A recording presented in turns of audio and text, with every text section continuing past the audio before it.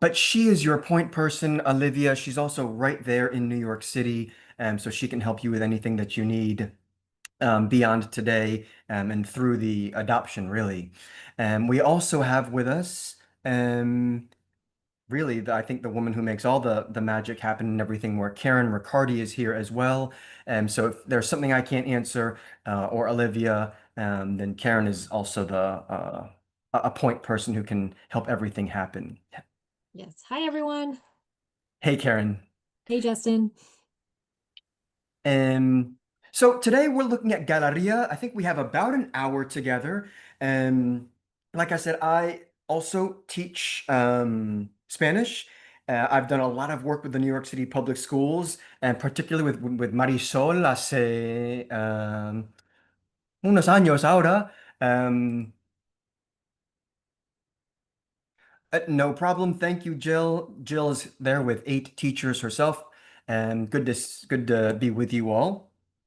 Um, so we're jumping right here into Galeria. I think the goal that we have for today, since we have a short period of time together, is not necessarily to set all of our courses up, practice assigning and things. I think the idea is that we're going to save that piece for a training later in the summer, and that today during our hour together, we're looking at just an overview of what Galeria is. What are the resources in here? What is some of the goals of the program?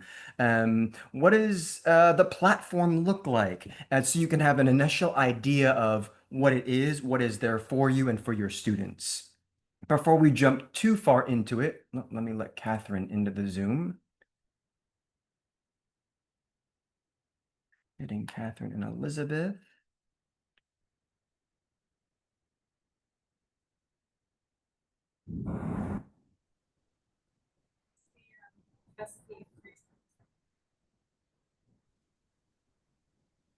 Good morning, good morning. Welcome.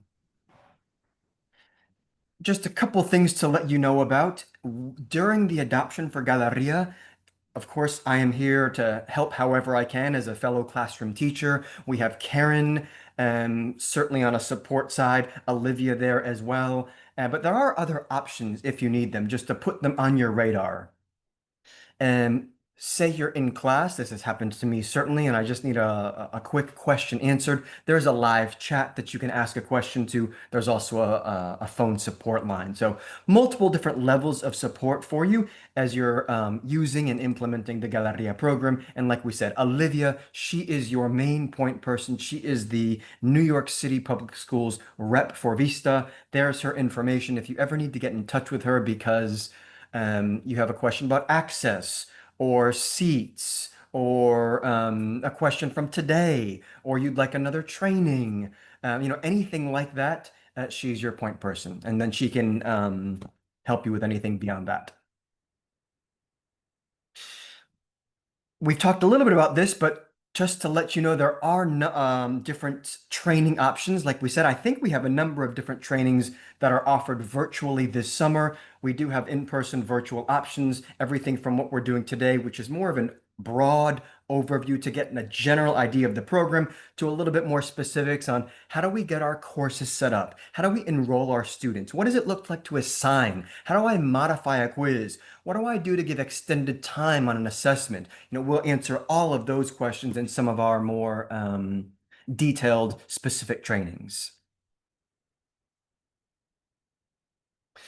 But for right now, we're going to jump into the program. To get an access to it, we're going to vhlcentral.com. I'm going to move us right there over to that site. When you go to vhl.com, it's going to look something like this, and we're looking at Galeria.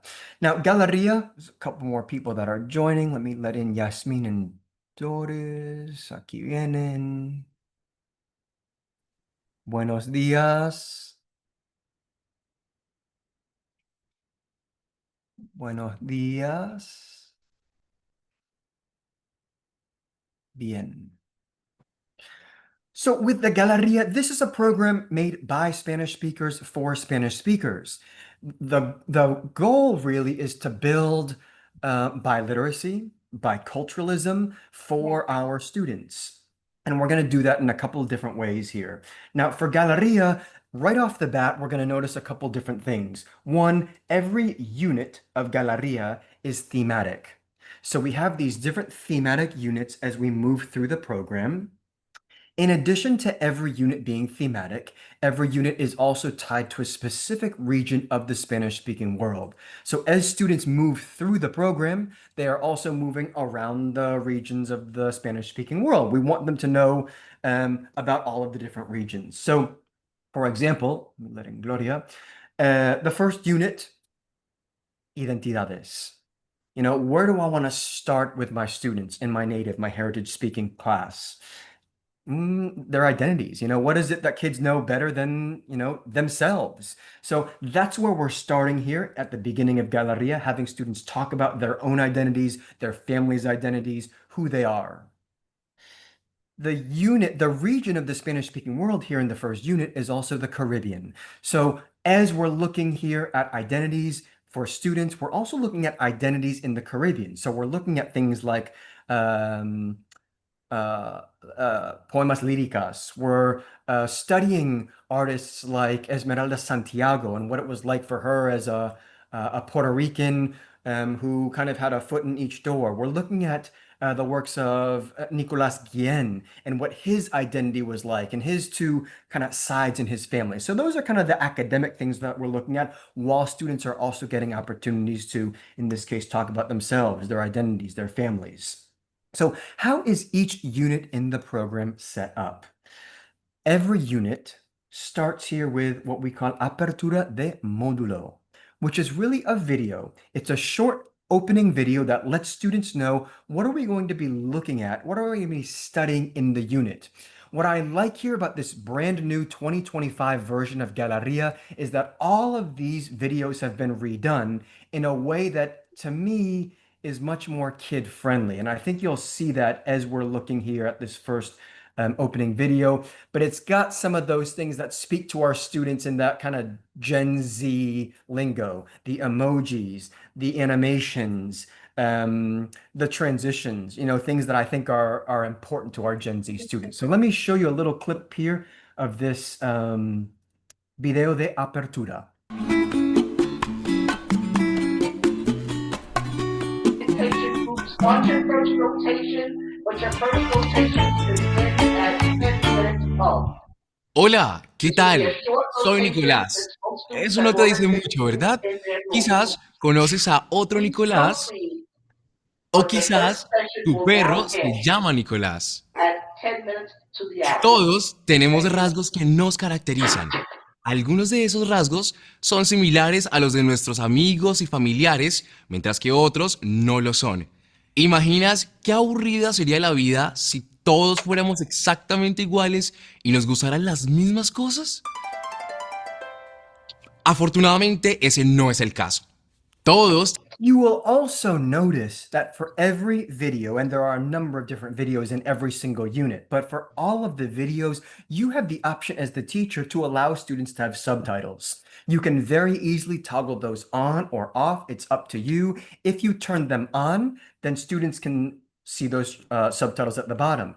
In addition to the subtitles, though, what I like almost even a little bit more is this option for the transcript in Spanish. Again, you can turn this on or off, but this is more karaoke style almost, where students are seeing all of the language there at once and following en este along. módulo exploramos textos autobiográficos y poesías que nos revelan So there, that yellow-green bar, as that moves with the language, students can follow that. maneras distintas de expresar nuestra identidad.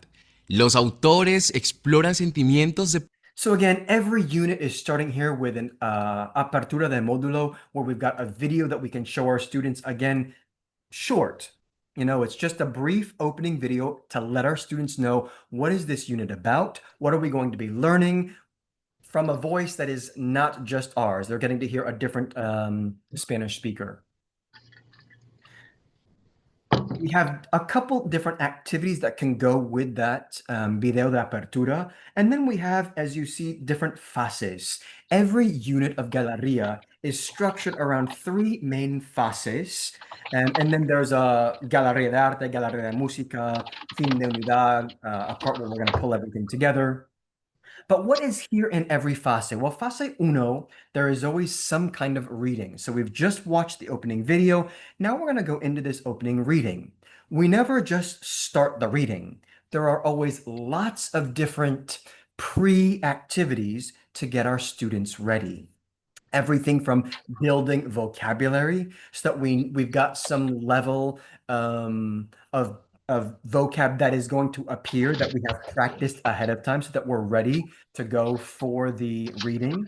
We always have some kind of speaking activity. You know, our Spanish speakers, our native, our heritage kids, that's probably one of their strengths is being able to speak in the target language. So let's tap into that. Let's use that and have them activate prior knowledge with it. So for example, this one, itu.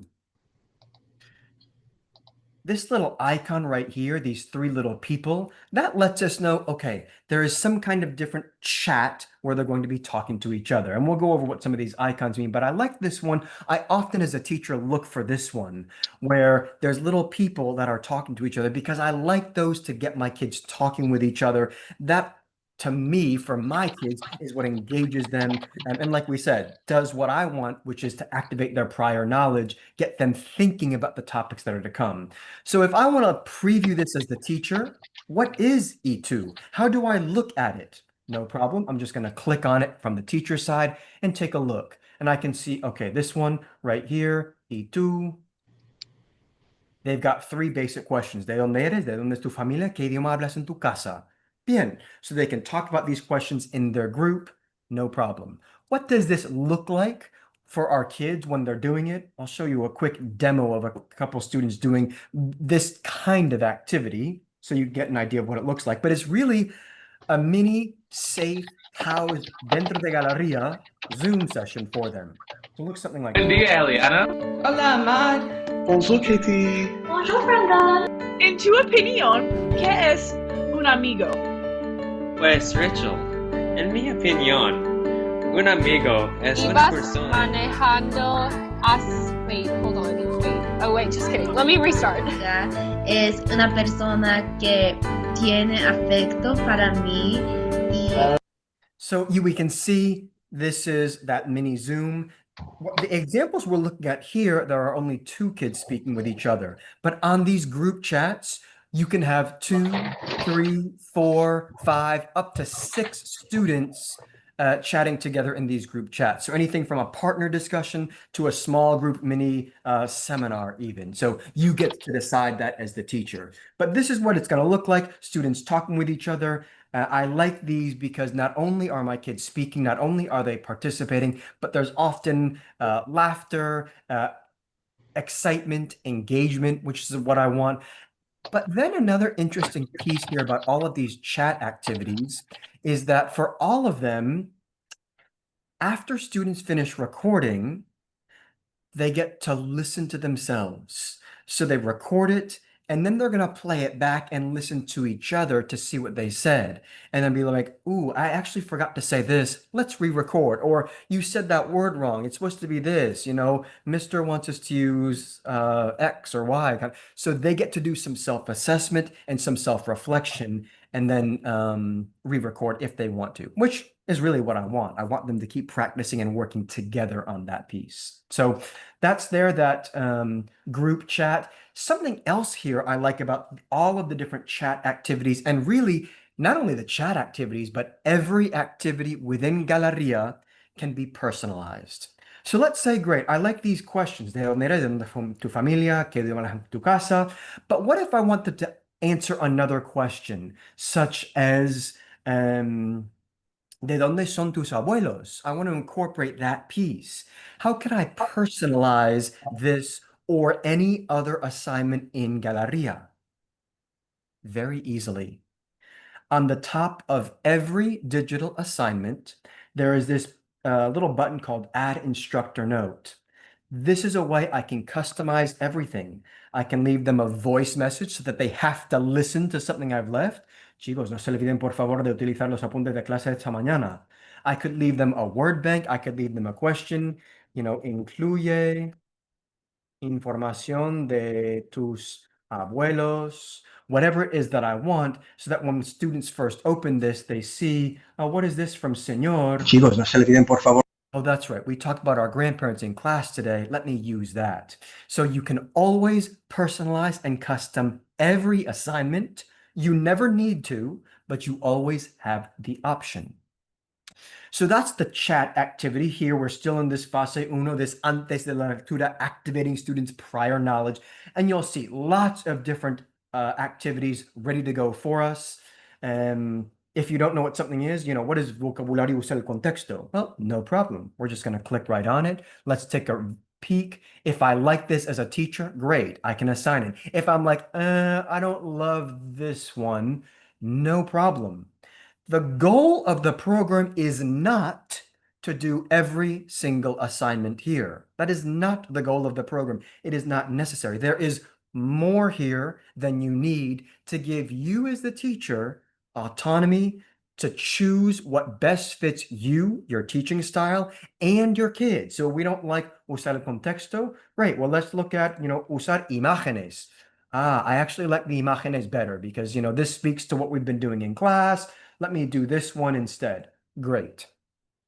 Like we said, we'll look at a different training on how we can assign specific things to our students, but it is very simple. We check the box, assign it, así de fácil, ya. So there's all of that everything from chats to activating vocabulary knowledge to making some predictions, because we know as we're building literacy, that prediction piece is an important pre-activity. So those are built in here as well for students to be able to do. Once we've gotten through the pre-activities for our kids, where do we find the actual reading? Well, it's right here in this lectura. You'll notice the structure moves in a particular order. We always start with the building activities. We move to the actual reading itself. And then at the end, we have that after where we're putting everything together, maybe some comprehension questions, doing some writing about what we've read, and putting some speaking piece together even. For the actual reading here in fase uno, we've got Cuando era puertorriqueña por Esmeralda Santiago. So here's the actual reading itself. A couple things about the reading. One, of course, I as the teacher can read this to my students. My students can read it to each other. We can do round robin, but we know research says that having a reading read to students out loud in the target language helps build literacy. So that is there for you. You simply click play. Cuando era And it can be read to your students by a native speaker.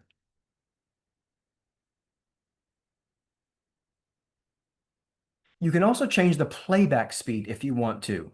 I generally don't adjust the speed, but if I've assigned this to my students for them to do at home, maybe they want to change the playback speed, for example. So they and you have that option. Sueños de la buena vida. Agosto marcó el principio de los. What you'll notice also is there are some higher academic vocabulary words that our students probably won't or may not understand. These are words that appeared in those pre-activities, so our students might recognize them, but not only will we have practiced them ahead of time, but when students get to them, they are underlined and bolded, and students can click on them to get immediately a synonym in Spanish. So they don't need to go to Google Translate, go to their phone, whatever it is.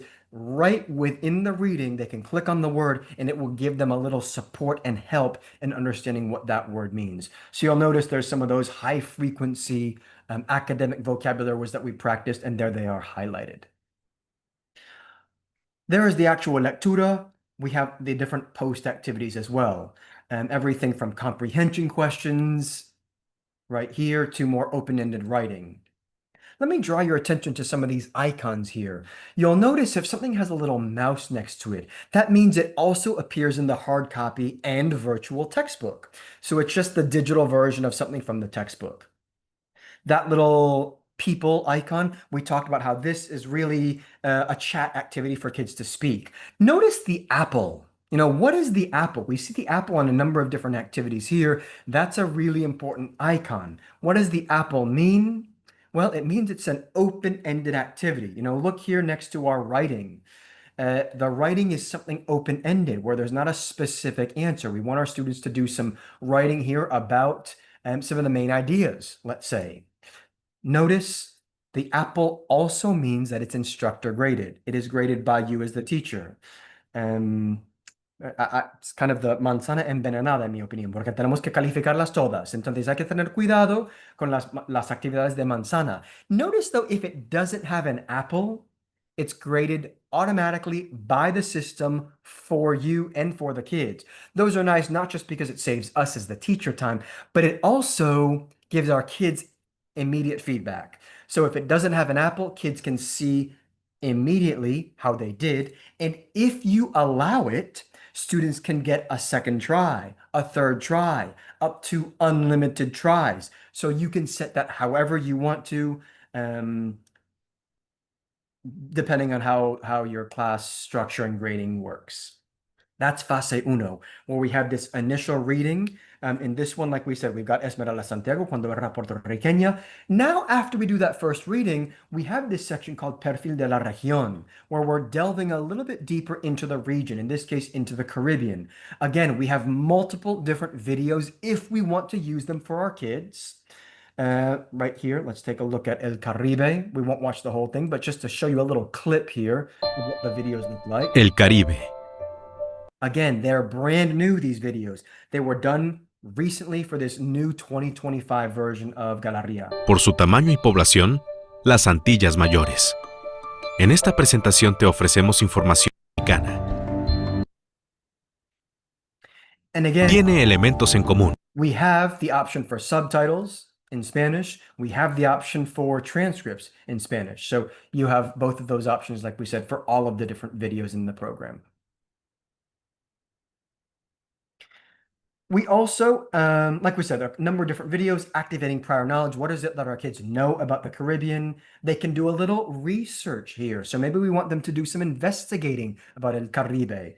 And so lots and lots here, from videos to research to some readings to some listenings, you know, kind of podcast type things. Puerto Rico, la isla del encanto. From there, we're moving into fase dos. Now, fase dos is more based around language. So we looked at fase uno, which was based around building literacy, building reading strategies. Fase dos is going to be about more of those grammar structures, language structures. For all of them, you'll notice there's some kind of video to go along with it. As we said, there's lots of different videos through the program. We can use them or not, up to you. But I like the videos as a way to engage my students with a different speaker than just me. And it's a previewing of, you know, what are we learning? In this case, what is it, the grammar structures that we're going to cover in this particular fase? And then you have a number of different activities. You'll notice most of the grammar activities here do not have an apple, meaning they are auto-graded by the system. So a number of different estructura activities, use them if you feel, or if you're like, well, no, my kids are good to go, we don't need them, fine. But I do want to also point out one thing about these grammar activities, which is that they are pre-differentiated. Meaning, notice it says nivel uno, nivel dos, nivel tres. Well, they're different difficulty levels because we know that in our native Spanish class, in our heritage Spanish speaker class, all of our students are coming to us with a different skill set.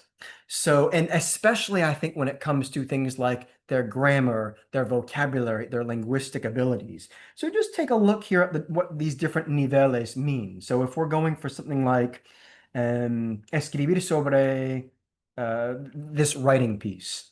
Well, at nivel dos, kind of the mid-level, we might ask our kids here to write about the Caribbean, describir la historia de Cuba, la República Dominicana, Puerto Rico, and we've given them a set of words and a place to write.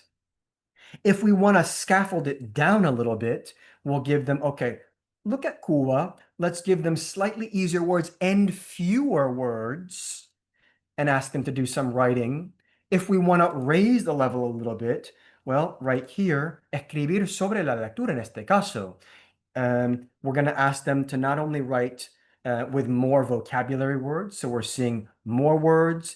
We're also asking them to write more, 3 paragraphs instead of 1 kind of a thing. Like we said, all activities, as we've seen, can be customized and personalized, but there's some pre-differentiation done for you between nivel 1, 2, and 3. From the reading, from the writings to, reconocer número, género, right here. We're asking them to do singular plural at the mid-level. We can scaffold it down a little bit if we want them to be just a little bit easier. So those are built in there for you. How is it that we can give these to different students? When we assign them, we can always by default assign something to our entire class. But maybe I don't want to assign it to the entire class.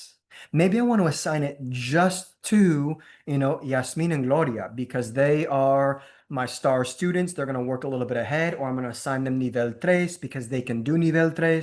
I can always, for every assignment, assign to individual students, and then I can decide this is going to, Doris, and this is going to Marisol because they're going to be on nivel 1, and then this other activity I'm going to assign to Olivia because she is, at nivel 2. The other no students will know who gets nivel 1, 2, and 3. They will just see whatever it is you've assigned to them. So again, you can always assign things to everyone in the class. One click, así de fácil ya está. Or you can assign things to individual students and differentiate in that way as easily as just a couple different clicks. So that's our fase dos, where we have the different grammar structures, vocab,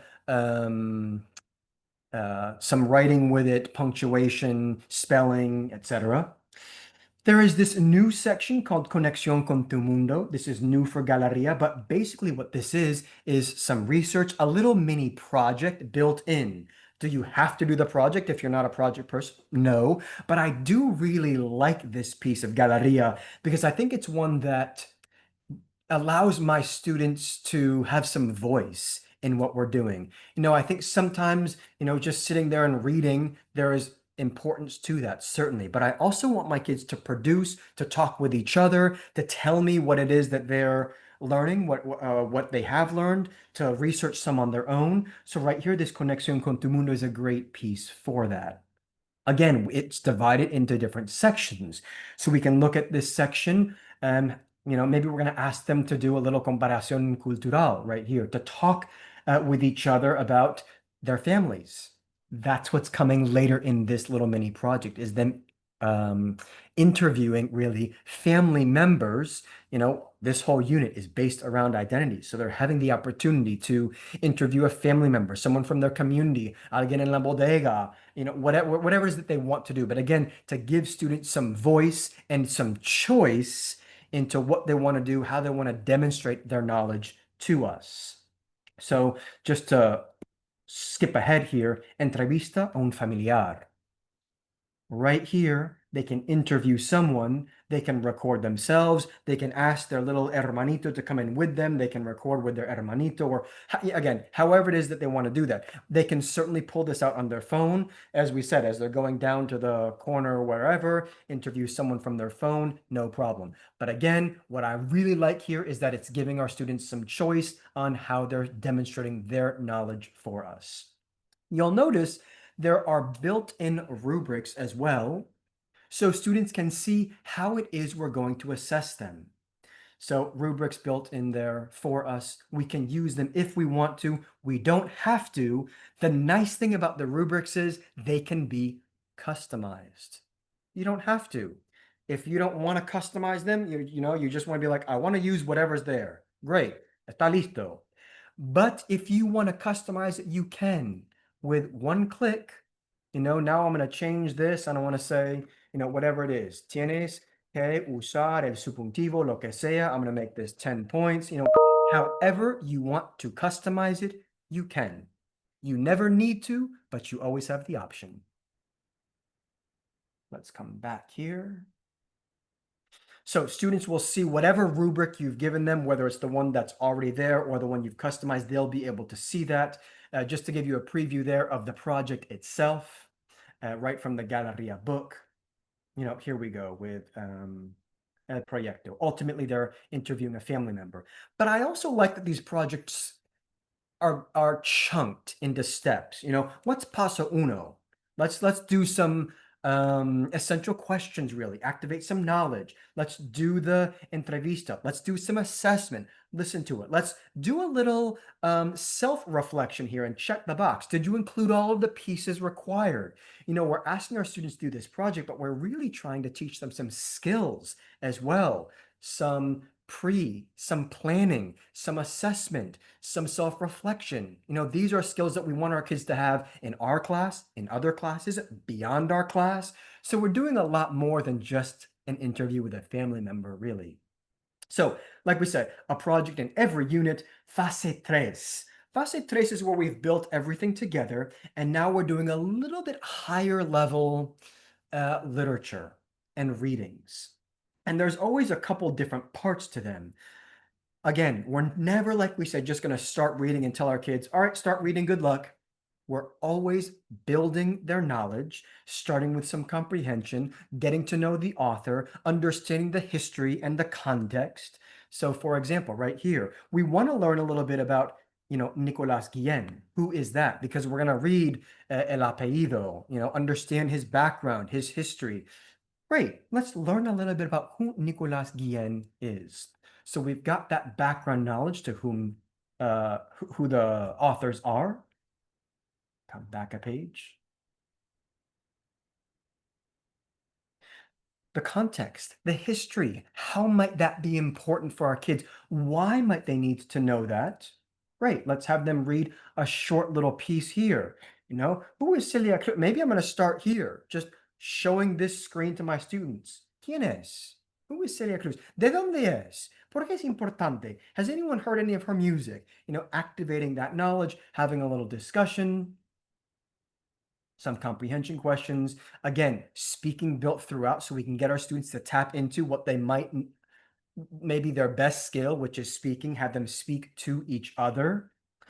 That vocab piece, where we want to make sure that our students are going to be ready when they see vocab, which they probably haven't seen before. These are vocab words that have been specifically identified for our heritage students, for our native students, that might stretch them a little bit, build that academic vocabulary and that biliteracy, and we're going to ask them to work with it. In this case, let's have them do these different pieces.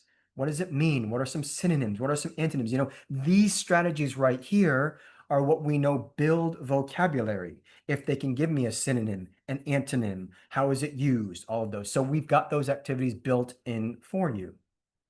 And then we, of course, have the actual literature itself. So if we want to do, Canción del Bongo. La canción del bongo, Nicolás Guillén. Again, it can be read Royal to our Blanco. students. We want to go to El Apellido. Great. What is El Apellido? Why is this important? Let's talk about y'all's apellidos and how do you all's apellidos represent your own identidades, let's say. Again, there's those high frequency vocab words. If they don't know El Alba, okay, El Amanecer, we've seen that word in the vocab practice, the dawn of the day, whatever it is. And then we have activities that they're going to be able to do with it as well. So maybe they're going to answer some questions in this case. So a number of different activities. There's Fase 3 Part 1. Here's Fase 3 Part 2. Again, we've got more literature if we want it. Do you have to do all of them in here? Not necessarily. Again, it is up to you, but I think this is a great discussion for the PLC. Which ones are we going to do? Do we really like El Apellido? Do we prefer Majestad Negra? Do we want to do both? Because ultimately what we're going to look here at a second is the end in mind, that assessment. How is it that we want to assess our kids? We're probably starting there, and what is it that we're going to do to assess our students? There's a couple different ways we can assess them, certainly by mode, by skill, by reading, and we'll look at those here in just a moment as well. But a couple different pieces here in that fase tres to help with that literature section, the literary genres, the literary readings, strategies within literature.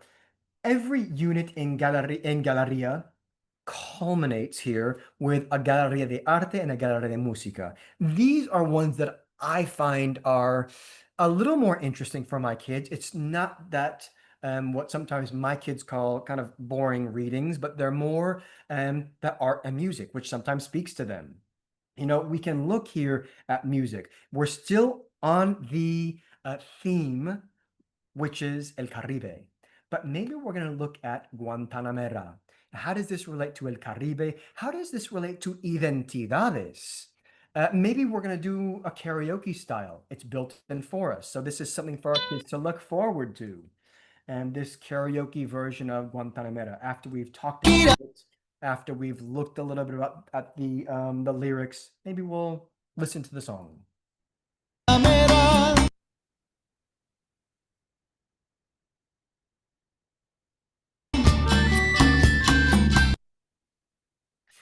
With the karaoke that comes in every culminating piece, you always have two different versions, one with the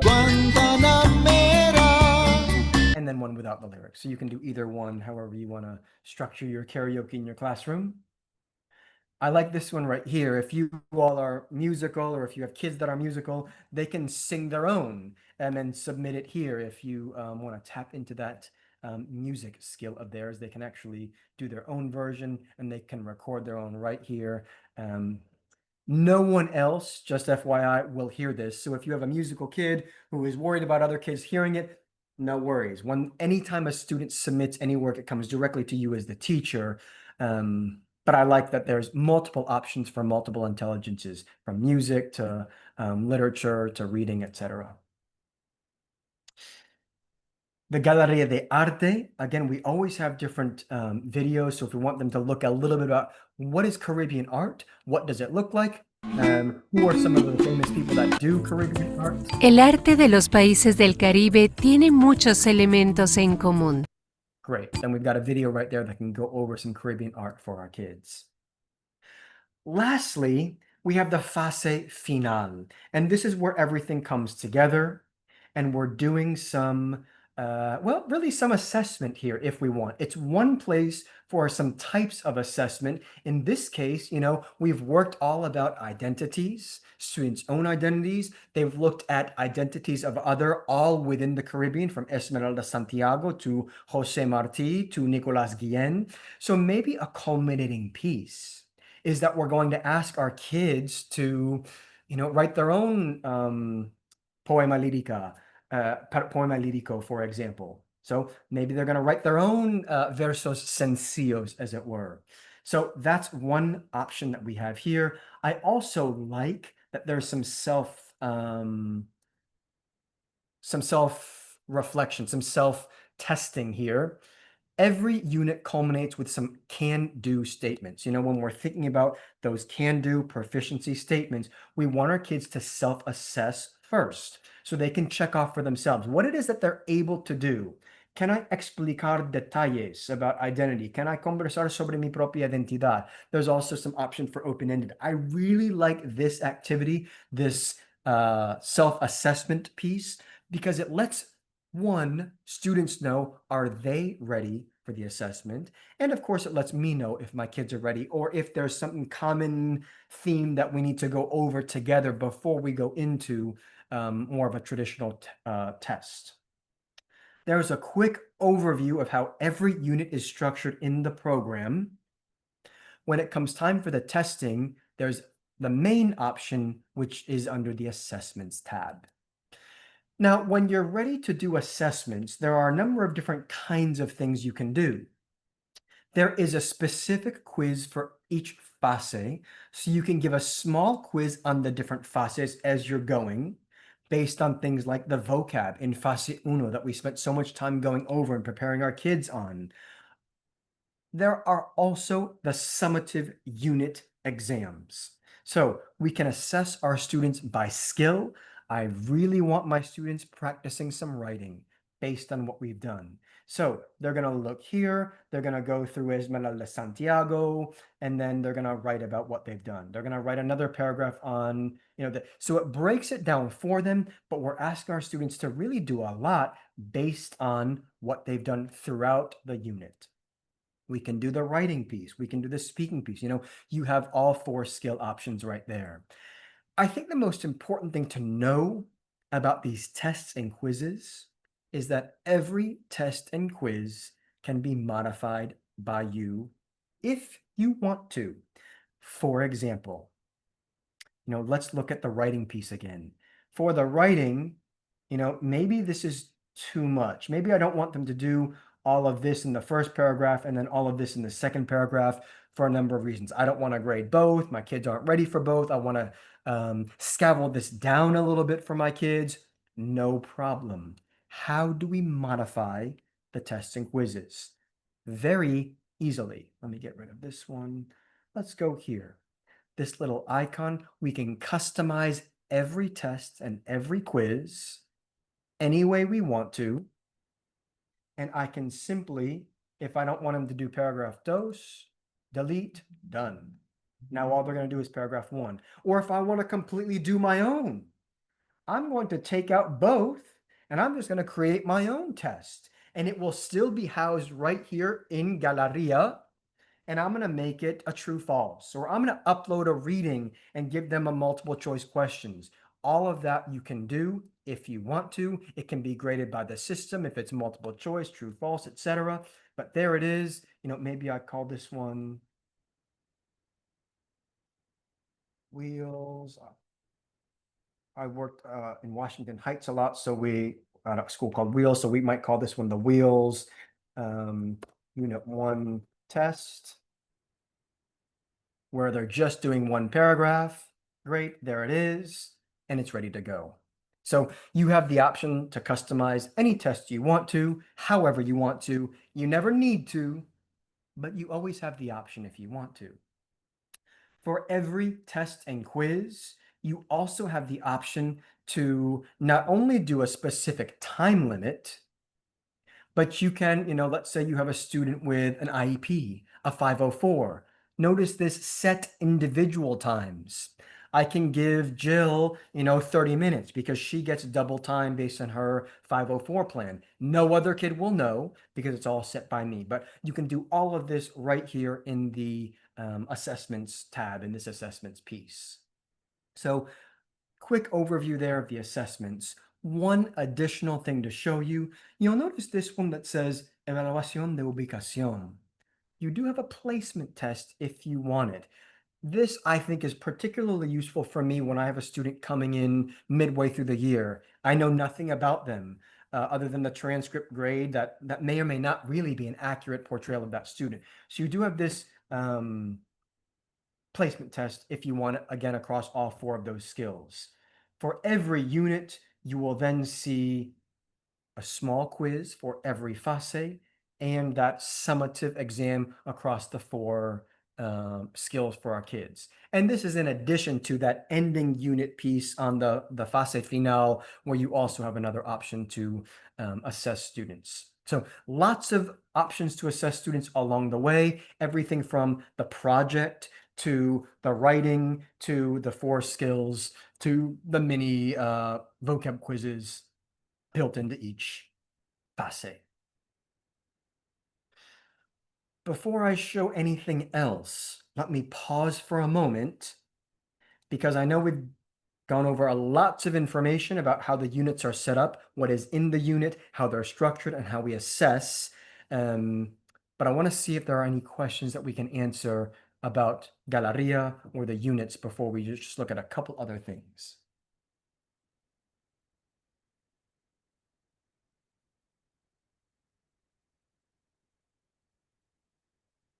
Okay.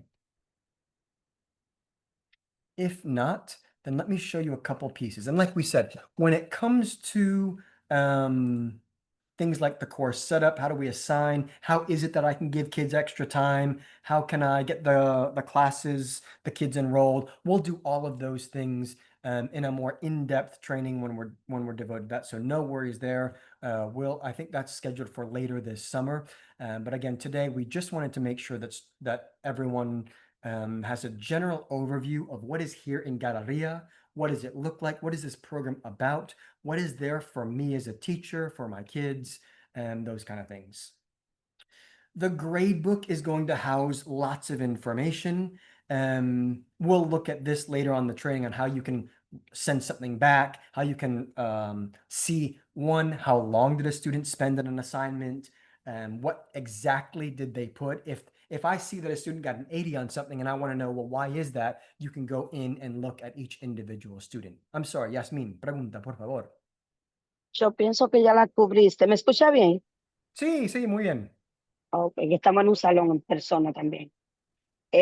Tú dijiste que las actividades, solo los títulos o la actividad completa se pueden modificar. Buena pregunta. Depende de qué tipo. Por ejemplo, para los exámenes y las pruebas, usted puede modificar cualquier cosa dentro de cualquier prueba, cualquier examen, incluso la evaluación de ubicación. So, todo dentro de esta parte de assessments se puede modificar de cualquier manera. En cuanto a las actividades diarias, the day-to-day homeworks, classworks, all of the things here within the unit, these activities, these ones, let's say we're at fase dos or in any of the fases, we cannot change any of the questions here. So you'll notice, these questions we can't change, but this is where we can always add an instructor note. If I wanted to say, desarraigado, if I wanted to give my students a little help because we didn't have time to go over that one, I could give them that answer, or I could give them a word bank, or I could leave them a little message explaining what desarraigado means so that they could do that one. So in other words, everything in the actual units, all of the activities can add an instructor note to personalize, but we can't really change the questions. But every quiz and test, we can modify any way we want to. How about printing? Can we print daily activities? That's something I had tried and I got a little confused. A good question. When it comes to the tests and quizzes, you can download the tests and quizzes as Word documents and then share them as a Google Doc, upload them to a Google Classroom, share them across your PLC. That's for the assessments and the quizzes. For the daily homeworks, classworks, these ones cannot easily be printed for copyright. A couple ways around that. One, everything is available in a printed version. So I don't know if you have or will get it, but there is a hard copy workbook. There's a hard copy textbook. So you might have a workbook for your kids. Otherwise, if I don't have a workbook for my kids, this kind of against copyright, but still something that, as a teacher, I might need to do. I might just take a little quick screenshot and then print this out for my kids, upload it to my Google Classroom. So, if I want my kids, for example, to have, let's say, this rubrica right here, even though this rubrica probably they could, have right there in the actual piece, I could just take a quick screenshot of the rubrica. There it is. And now I can print that rubrica, bam, just like that from that screenshot. So a small extra step if you don't have the hard copy workbook, but still doable, I would say.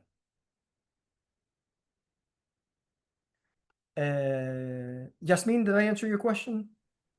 Yes, thank you so much, Justin. Is Of that my course. class is virtual, but I have some student who struggles, and then I send them some things to print Yeah. for the teachers in school. So I'm trying to find ways around to support the kids that are not very savvy when it comes to tech. That's helpful to know. Yeah. So if you have a kid that's not super tech savvy and you're like, Jorge, we are on Paso Dos. I'm going to take a quick screenshot of Paso Dos right there for him. I'm going to send this to him and be like, I've sent you paso dos. Take a look. Just that piece. Print out paso dos. From there, it's a screenshot. So all he has to do is click print because I've sent it to him. So that's a way that you can allow your virtual students to hone in on one thing, print out one specific thing that you wanted. So gracias, Yasmin. Marisol. Hi, Justin, are we asking any question or has to be with assessment? No, anything. Okay, so I want to know if you know about the variety of dialects, because you say it were like authentic resources done by and for native speakers, but what is the variety? Who's talking in the audios and the videos? Do you have more or less a percentage of from the northern, from the Caribbean, from the south, like the different dialects? Do you have like that data? Good question. The short answer is, as students are going through the program, here in Módulo Uno, El Caribe, there should be some Caribeño, some Caribbean Spanish that our students are going to be able to hear. In Módulo Dos, which is based around Mexico, they should be able to hear some Mexican Spanish.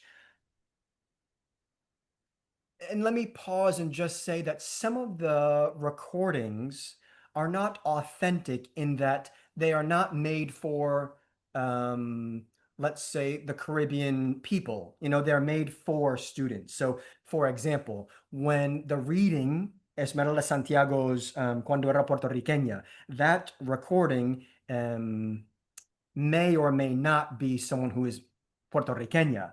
However, there is a spot where we will find authentic resources that are made not for the students, but for the community in which they represent. For example, let me come down here to news and cultural updates. This one is not tied to a specific region of the Spanish-speaking world.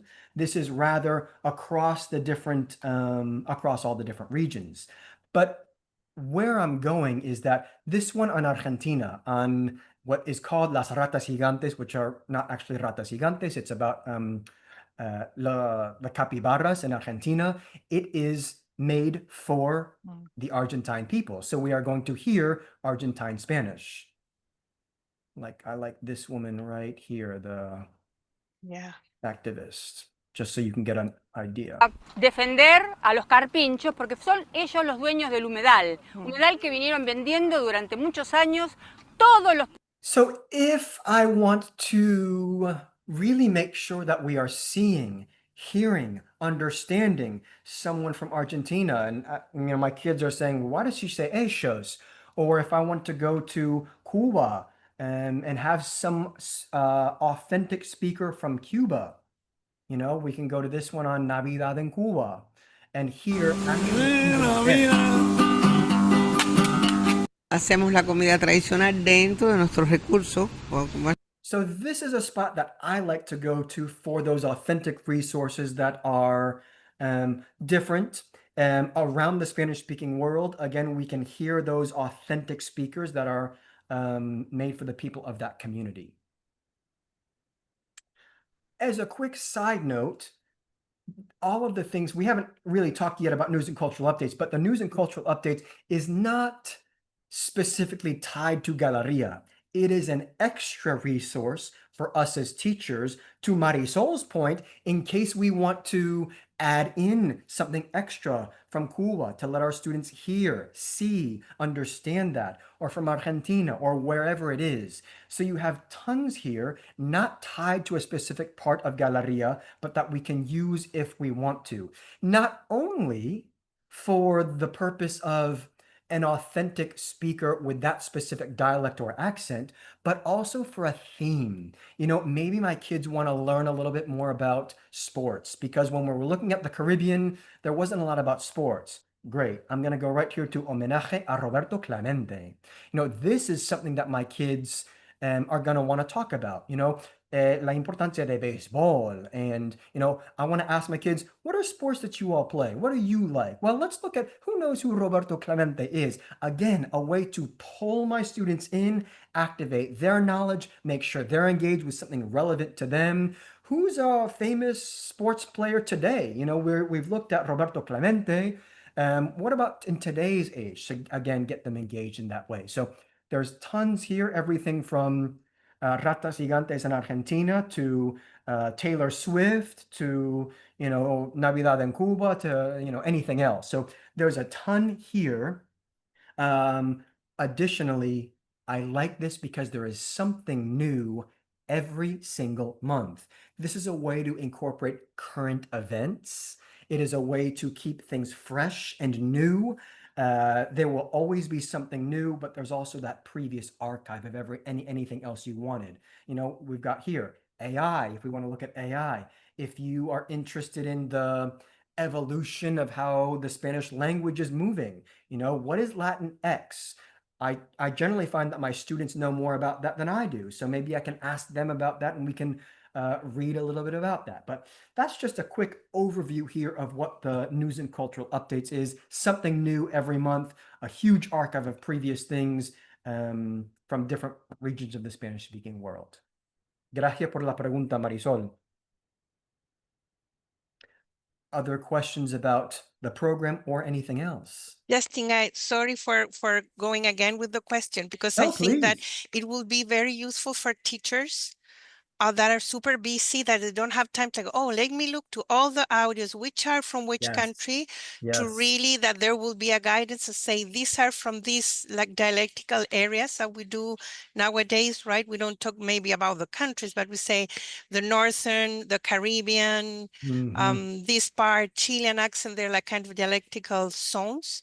That there will be a reference from you guys so they know where they can, because it's not easy to start looking at that, doing an analysis as a teacher. You don't have the time.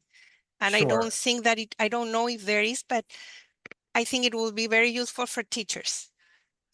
Agreed. Kind of an index of all of the Yes. news and cultural updates and what is just kind of a spreadsheet of all of them and where we can Because look many to follow of up the there. accents are neutral accents done by Yes. people that just do a neutral Spanish. But at this point, we want more than that. We want to be able, right? So they will know these are neutral, like done by any person that neutralized the accent. So it's not dialectical, but these are really very authentic. So just a suggestion. Sure. And I'll show you this briefly. It's not exactly that, but you do have an index on all of the news and cultural updates here in the resources. And at our later training, we'll go over because there's tons of resources for teachers. So we'll look at those. But in the index, you can see all of the news and cultural updates with an essential question, with a can-do statement, with the title. So we can see, oh, this one is from Chile. Let's look at Chile, or oh, that's the Cuba. We want to, or Bolivia. Bien, let's go to that one. So you can see based on right here one spreadsheet where you've got some really those basic kind of a thing. And other questions? Yes, Jill, and then Trev.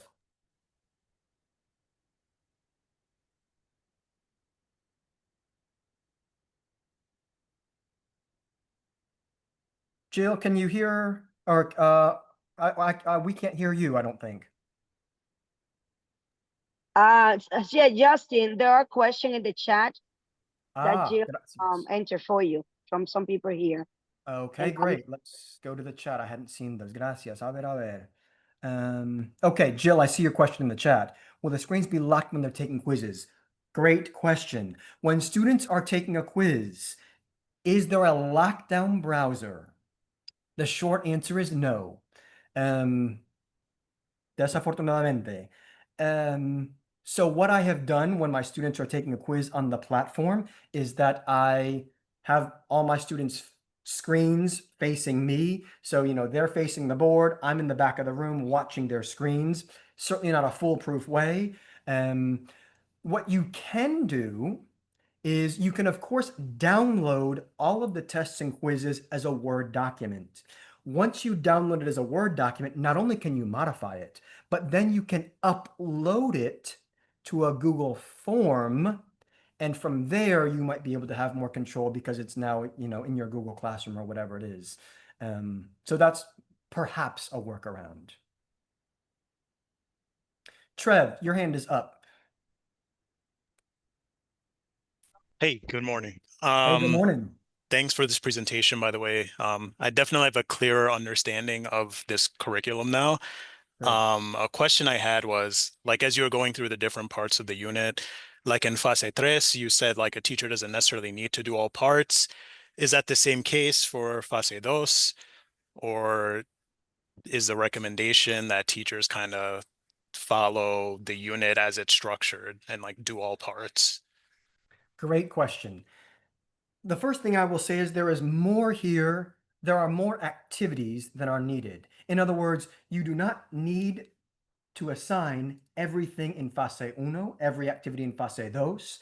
I actually don't think that that is the goal. I think rather is for you to take a preview. Oh, actually, I don't like identificar. I wish there was something else. Oh, there is something else. Let me use that one so that you can just take a quick preview during your planning. And it is quick. It is just the click of one button. You look at the activity, no me gusta.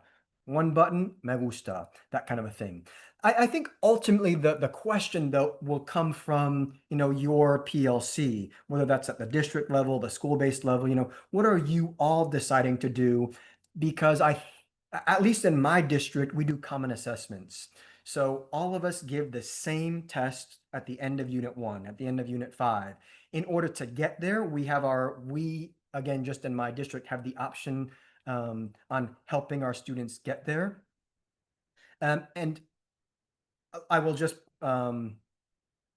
read Jill's comment here that they're developing a scope and sequence, so that maybe there will be more clarity on should I do everything in Estructura Uno, or what will the assessment look like in Unit 3? It sounds like that scope and sequence and pacing guide might be done, or at least giving you an idea for you.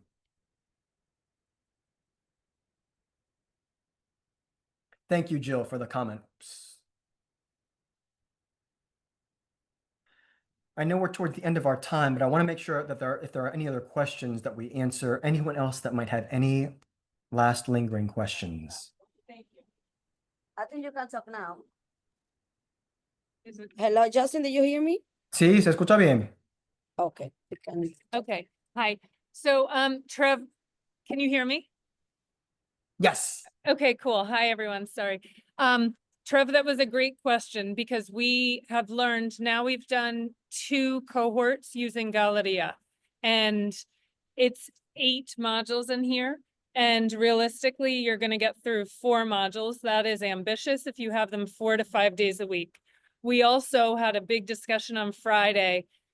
They don't love module 3. It's a lot about mosquitoes, and yes, public health is really important, but I think the scope and sequence and the pacing guide is going to be module 1, module 2, module 4, and then we're going to figure out what's next for the end of the year. And Justin's nodding, like, I think people make decisions like that.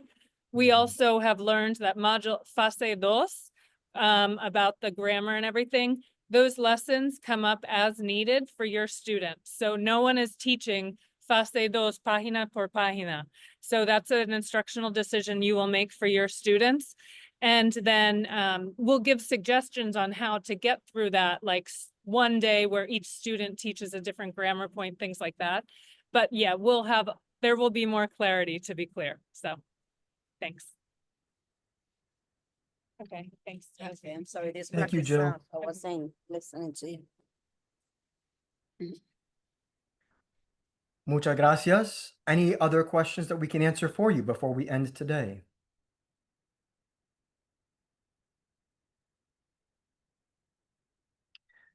Great. If not, thank you all for your time this morning. And we will have more trainings through the summer to help delve a little bit deeper. And if there's anything else, feel free to reach out and we'll answer any questions as they come up. Muchísimas gracias a ustedes. Espero que tengan buen día. Estamos aquí para servirles.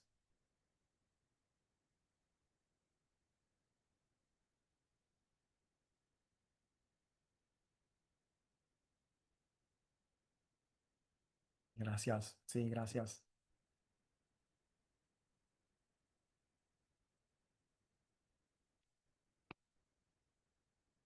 Gracias, Yasmin. Muchas gracias.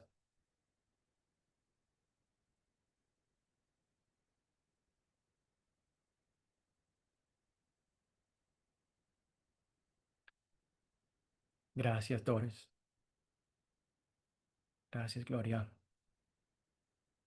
Gracias, Elizabeth.